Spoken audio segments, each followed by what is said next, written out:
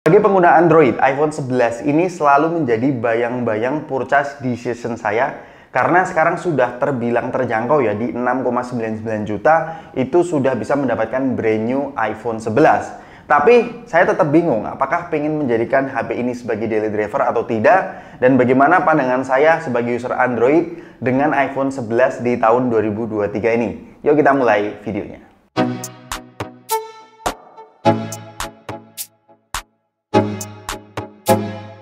Konteks video kali ini tidak hanya sebagai user Android 100%, tapi juga saya kadang-kadang switch di iPhone ya untuk keperluan tertentu. Jadi lebih kepada pihak penengah saja atau pihak netral, dan mungkin ada beberapa orang yang pengen pandangan yang lain. Kita mulai dari harganya terlebih dahulu deh. Di tahun 2023 ini, iPhone 11 sekarang di varian 64GB itu harganya di 6,99 juta dan itu brand new. Dan saya akui, harga pada saat rilis 4 tahun yang lalu dengan harga yang sekarang itu lumayan diskon sekitar 50%. Tapi meskipun diskon 50%, kalau teman-teman lihat Android tahun 2019 yang masih dijual brand new itu tidak ada. Jadi bisa dibilang iPhone 11 itu dari segi harganya cukup stabil. Tapi memang catatannya di harga 6,99 juta itu storage yang ditawarkan hanya 64GB saja. Jadi memang untuk kebanyakan orang, saya yakin teman-teman kurang ya. Memang caranya kalau nggak langganan iCloud, kalian juga sering memindahkan file ke laptop atau komputer. Tapi untuk kebutuhan seperti HP kedua, kemudian kebutuhan ringan seperti nonton YouTube, kemudian WhatsAppan, itu menurut saya 64GB bagi sebagian orang cukup. Cuman saya sendiri sebagai pengguna Android, masalah storage ini jelas lebih milih di Android ya, dibandingkan dengan hanya 64GB saja. Kemudian ngomong soal desainnya, karena saya pengguna Android, itu desainnya bervariasi ya dibandingkan dengan iPhone 11. Cuman memang saya baru sadar ada 2 poin kenapa iPhone itu selalu memberikan desain yang stagnan. Keuntungan pertama adalah secara company itu riset desainnya itu terbilang terjangkau. Kemudian keuntungan kedua, dengan desain stagnan seperti ini, teman-teman yang menggunakan iPhone lama bakal tidak terlalu minder kalau ada iPhone yang baru.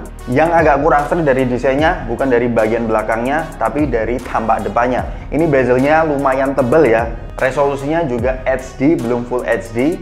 Kemudian refresh rate-nya hanya 60Hz. Masalah 60Hz itu adalah kebiasaan. Kalau teman-teman biasa menggunakan 120Hz, ya jelas agak jomplang ya dibandingkan dengan iPhone 11 ini. Tapi kalau teman-teman biasanya menggunakan 60Hz di HP-HP Android, teman-teman bakal cukup surprise. 60Hz-nya itu lebih smooth dibandingkan yang kalian bayangkan. Kemudian untuk spesifikasi dan performanya, iPhone itu memiliki pendekatan yang berbeda ya dengan Android. Kalau Android itu biasanya lebih menggembor-gemborkan spesifikasi di atas kertas.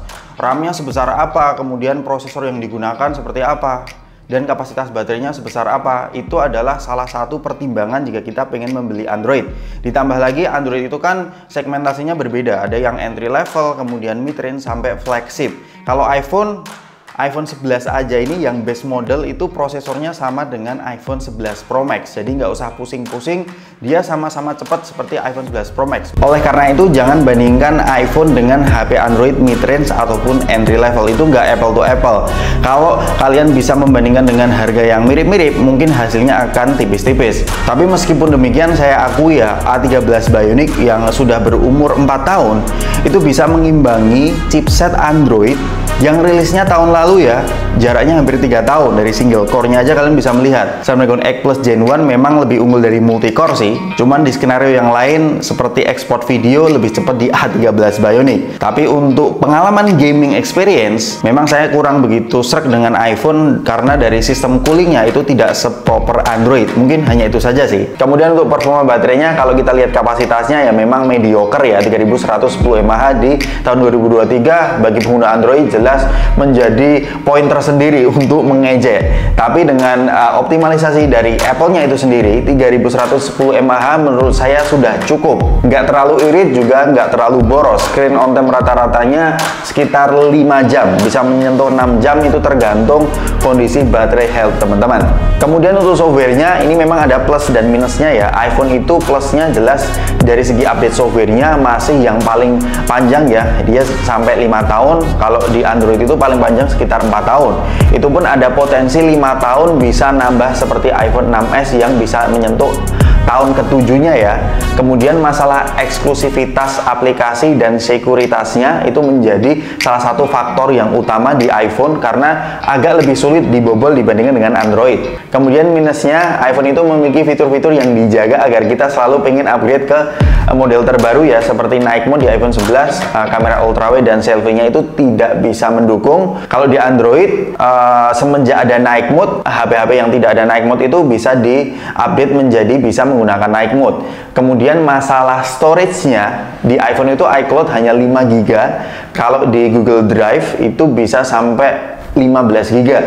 Jadi memang ada plus minusnya, tergantung kebutuhan kalian seperti apa. Prefer menggunakan Android ataupun iPhone? Kasih tahu kita di kolom komentar di bawah. Untuk fitur-fiturnya lumayan lengkap ya, ada NFC, kemudian stereo speaker, wireless charging, sampai IP68 pun ada di iPhone 11. Nggak semua Android di rentan harga segini memiliki fitur selengkap ini. Buat koneksinya memang iPhone 11 belum mendukung 5G. Dan kita semua tahu bahwa 5G kan belum merata di Indonesia. Saya lebih mengutamakan 4G yang stabil, dan tentunya 4G itu lebih daya. Sama seperti smartphone nih yang memiliki jaringan 100% 4G yang stabil, dan tentunya teman-teman sudah tahu bagi para usernya sestabil apa sih provider yang satu ini. Apalagi mereka barusan merilis produk terbaru mereka yang memiliki benefit triple kuota selama 1 tahun. Dan ini sangat menarik untuk pelanggan baru ya. Dan sebelum saya ngomongin detail soal produknya, saya ingin memperkenalkan kartu perdananya terlebih dahulu. Di sini ada 2 varian ya. Semakin besar kuota yang kalian pilih, jelas bonus triple-nya semakin banyak. Buat saya ambil yang 38.000. Dengan bayar 38.000 aja, teman-teman bisa mendapatkan triple bonus kuota selama 1 tahun. Gokil nggak sih? Untuk rincian kuota besarnya itu ada 3 ya. Yang pertama adalah kuota utama, kemudian kuota aplikasi, dan kuota lokal. Untuk kuota utama teman-teman bisa gunakan untuk apa aja, bebas, seperti streaming, gaming juga bisa.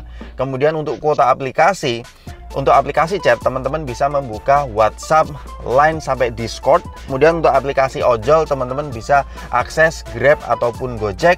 Untuk aplikasi berbelanja seperti Shopee, Tokped, Lazada juga bisa, sampai aplikasi pembayaran seperti Dana, OVO, dan lain juga bisa ya. Kemudian untuk kuota lokalnya ini tergantung zona, kalian bisa klaim melalui My Smart Friend atau bisa telepon bintang 12 bintang 789 pagar. Dan kalau teman-teman penasaran sebanyak apa sih bonus kuota sebagai pelanggan baru, teman-teman bakal mendapatkan bonus kuota hingga 39 GB selama 1 tahun. Dan akan masuk setiap bulannya ya. Dan untuk pelanggan tetap atau pelanggan setia Smart Friend, teman-teman tenang aja, tetap mendapatkan bonus kuota hingga 12,5 GB selama 1 tahun. Dan akan masuk setiap bulannya. Tinggal teman-teman klaim melalui My Smart Friend atau bisa telepon bintang 12 bintang 789 pagar. Dan mumpung ada di luar, kita cek secepat apa sih koneksi dari Smart Friend ini. Let's go. Tuh, stabil banget kan, 100% 4G. Ini bener-bener bakal menambah asik pengalamanmu dalam internetan ya. Jadi kalau teman-teman tertarik dengan kartu perdananya, bisa cek di outlet terdekat. Lanjut. Untuk alasan yang tidak bisa saya tinggalkan soal per iPhone-an, itu tidak lain dan tidak bukan adalah kualitas kameranya. Sekarang kalian bisa melihat sendiri, ini adalah kualitas 4K 60 fps di kamera depannya si iPhone 11. Dan di harga segini, Android itu sulit ya mendapatkan resolusi kamera depan se-GG ini. Dan yang paling penting kalau diupload di sosial media, terutama untuk direct ke Instastory, ya iPhone menurut pengalaman saya lebih oke sih dan lebih bisa diandalkan dibandingkan dengan Android. Android itu ada yang bagus, cuman nggak menyeluruh ya bagusnya. Beberapa smartphone Android saja yang straight to the camera itu bisa diupload hampir menyaingi dengan iPhone. Itu tadi adalah opini saya soal iPhone 11 sebagai user Android. Apakah teman-teman memiliki pendapat yang lain atau feedback mengenai konten ini? Tinggal kasih tahu kita di kolom komentar di bawah. Semoga komentar teman-teman bisa membantu user yang lain. Jadi sampai ketemu di video selanjutnya. Peace out.